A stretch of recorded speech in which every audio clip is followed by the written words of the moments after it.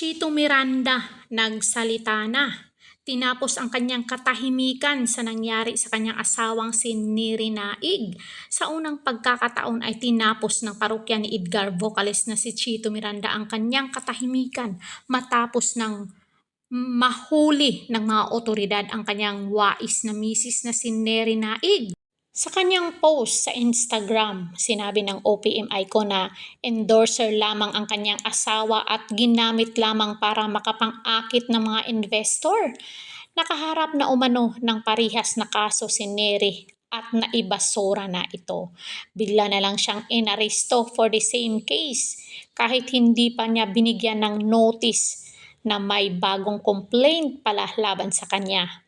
At di niya na-defend yung sarili niya. Saad ni Chito, wala siyang na-receive na letter from the prosecutor. Walang supina, walang kahit anong notice. Dagdag pa niya, ayon sa kanya ay sobrang bait ng kanyang asawa para manloko ng tao. Ay, kaya pala. Ano lang siya, hindi pala siya yung endorser. Ang sabi dito ay endorser lamang ang kanyang asawa at ginamit lamang para makapang-akit ng investor. So walang kasalanan dito si Neri Naig at hindi niya na-depend yung sarili niya. Grabe no? Basahin natin yung mga komento ng netizen. Baliktad ang batas ngayon. Yung mga nakukulong, yung mga walang kasalanan, nakapiring na ang hustisya. Lugmok na ang Pinas, pinaghaharian ng mga durugista. Tapos may nag-reply, sana yun nakaupo dyan, lilinisin lang yung mga totoong tao. Philippines so beautiful but people who take care sa Pilipinas sila pong hindi maganda sa mga mata ng taong bayan.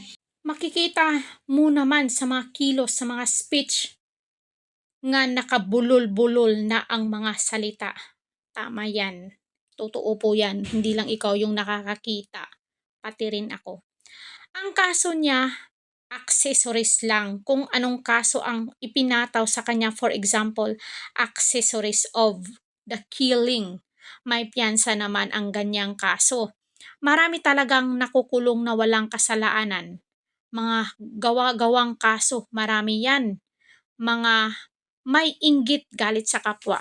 Neri Miranda. Wais yung nag-file.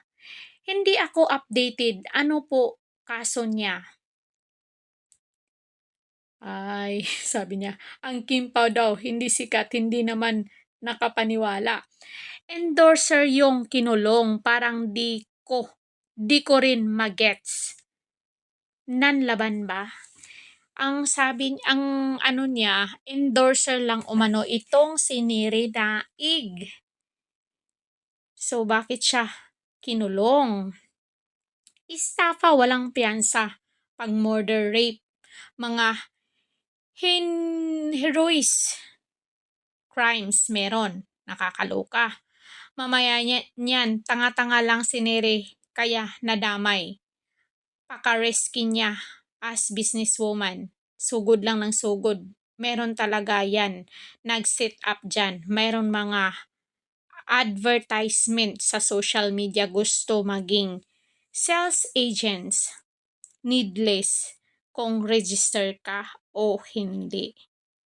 Ay, kawawa mga artista ngayon, kukunin na endorser tapos large scale stapa sila ang makukulong dahil sila ang kilala.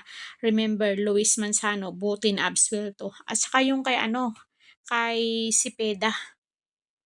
Ano din yun, staffa. Grabe no. Marami talagang makukulong na walang kasalanan. Tapos na natin to nabasa. That is why we need Tatay Digong to bring back the justice of our country. Siya lang ang tunay na may malasakit sa bansa natin. Grabe no, hindi ko talaga maano, biglaan to eh. Biglaan. Yan. So, anong sa inyo dito mga Marites? Sana ay ma-okey itong si Neri Naig kung wala naman siyang kasalanan. May karapatan siyang i-defend yung sarili niya, may abogado naman 'yan. Tsaka magpakatatag ka lang, Chito Miranda, kaya mo 'yan. I'm sure kung walang kasalanan itong si Neri Naig, makakalabas 'to.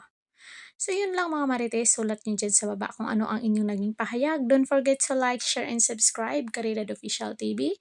Kung bago pa lang kayo dito sa ating channel, please hit the notification bell para updated kayo lagi.